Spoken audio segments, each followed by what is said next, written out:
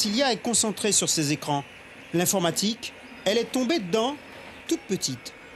Depuis toute jeune, mon beau-père m'avait mis un PC en Windows 3.1 dans les mains et là, ça a été l'amour fou jusqu'à aujourd'hui. Un amour qui fait d'elle une chef d'entreprise depuis 2014. Il y a un an, elle s'est lancée dans l'impression 3D. Sensible aux difficultés de protection du personnel soignant pendant cette crise sanitaire, Priscilla a développé un modèle de visière. On en a une. Prendre le plastique transparent qui a été pré-perforé et on a arrondi les angles.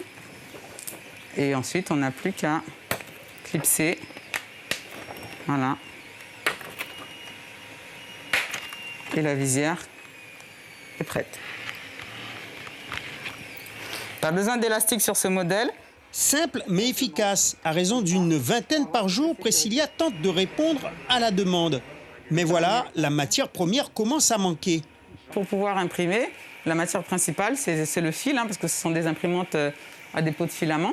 Donc c'est ce qu'on appelle le filament, c'est le PLA, et on n'en trouve pas en Guyane. Donc on doit se fournir au national, en métropole, ou parfois même des fois en Chine. Et là, par rapport aux récents événements, on a des gros retards dans les délais de livraison. L'impression 3D a dynamisé l'activité de sa société qui fait son petit bonhomme de chemin. Aujourd'hui, j'en ai déjà fourni 500 et ici, on en a 10 toutes prêtes que je vais offrir à la masse de Kourou, voilà, pour que le personnel puisse s'occuper des patients et se protéger ainsi que les protéger.